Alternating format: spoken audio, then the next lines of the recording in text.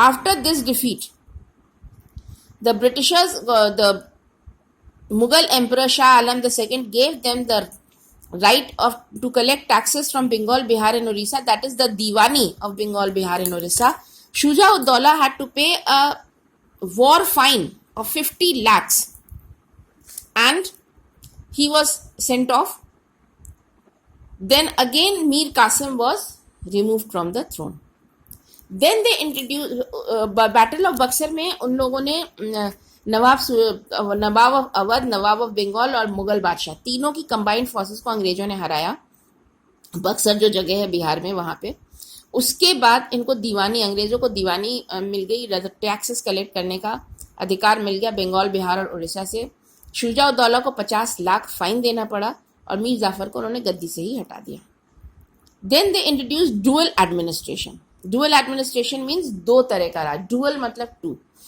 They said that the native military would be under the control of the British. मतलब military जो होगी वो Britishers के control में होगी. नवाब जो है वो सिर्फ राजकाज चलाएंगे, टैक्सेस वगैरह सब अंग्रेज कलेक्ट करेंगे और नवाब जो है वो राजकाज चलाएंगे, एडमिनिस्ट्रेशन चलाएंगे. The British had all the power and income but no responsibility. Nawab had the responsibility but no power and no income. So this was a total failure, and during this time there was a severe famine in Bengal. 1770 में famine आया जिसमें some 10 million people died in Bengal. Neither the company did to help them nor the Nawab. Naturally the Nawab did not have any money, so he could not help. The company had the money but they did not want to help.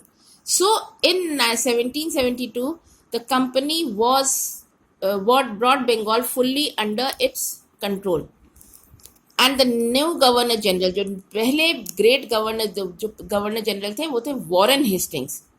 Warren Hastings ने काफ़ी तब्दीलियां लाई. He made a board of revenue like the board to collect taxes in Kolkata and Patna.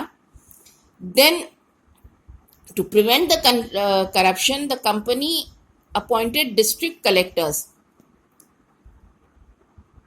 And there were the provincial councils of Patna, Murshidabad and Calcutta which were removed. Now each district had a collector. The Britishers now had full control over the various regions of the state of Bengal, Bihar and Orissa. Warren Hastings जो governor general बनकर आए उन्होंने board of revenue establish किया. Provincial councils भी थे पटना, मुर्शिदाबाद, कोलकाता में. और उसके बाद ब्रिटिशर्स ने अपना वो एम्पायर एक्सटेंड करना शुरू किया. Next we come to the Anglo Mysore war. Now the Anglo Mysore wars was fought in Karnataka और in South India. The Anglo Mysore wars were between Hyder Ali and Tipu Sultan on one side and the British on the other. Now both were very powerful. The Britishers especially did not like Tipu Sultan because he was very friendly to the French. In fact, the French people also helped him turn the army, and he was also given the title of Tiger of Mysore. अंग्रेज टीपू को बिल्कुल नहीं पसंद करते थे क्योंकि वो French से दोस्ती रखता था. फ्रेंच लोगों ने उसकी आर्मी तक ट्रेन की थी और वो इतना पावरफुल था कि लोग उसको टाइगर ऑफ बंगाल बोलते थे. Finally, at Seringapatam, Tipu died fighting at the Battle of Seringapatam, and after that, they got control of the port states of Kannada, Coimbatore, Seringapatam. Battle of Mysore के बाद आया the Maratha wars. You see, by this time the Peshwas did not have any power. The Peshwas had become very powerful. The prime ministers, they had become very powerful and they were dreaming of an all India empire. ये बहुत ही powerful हो गए थे, लेकिन third battle of Panipat में ये हार गए.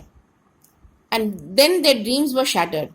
उसके बाद कई तरीके से इन्होंने कंट्रोल करने की कोशिश की मराठोस को, और इनकी पेशवा जो थे वो पूना में रहते थे. पूना से they shifted him to Kanpur. Last was the Anglo Sikh wars. Raja Ranjit Singh बहुत ही पावरफुल और हम समझदार इंसान थे. राजा रंजीत सिंह ने जो 11 मिसल्स थे, जो 11 डिफरेंट छोटी छोटी कम्युनिटीज थी, उनको एक किया. And he found a confederacy and he became the ruler. Till the time Maharaja Ranjit Singh was the ruler, everything was very good. After his death, there was chaos in Punjab. The Britishers took advantage of this and they fought the first Anglo-Sikh war, in which the Sikh were defeated. Then again the second Anglo-Sikh war was fought, in which they were badly defeated, and Maharaja Ranjit Singh's son Dalip Singh, he was sent to England and Punjab was also added. जो महाराजा रंजीत सिंह ने six को एक किया, वो राजा बने, बहुत ही powerful राजा थे, बहुत ही अच्छे से वो अपना शासन चला रहे थे. उनकी डेथ के बाद डिसयूनिटी आई और पूरा लॉलेसनेस आ गया. फर्स्ट सिख वॉर में अंग्रेज हार गए, सेकेंड सिख वॉर में भी अंग्रेज हारे, और इस समय इनके लड़के को, महाराजा रंजीत सिंह के बेटे को, इन्होंने इंग्लैंड भेज दिया. दलीप सिंह को इंग्लैंड भेज दिया पेंशन पे और पंजाब को ले लिया.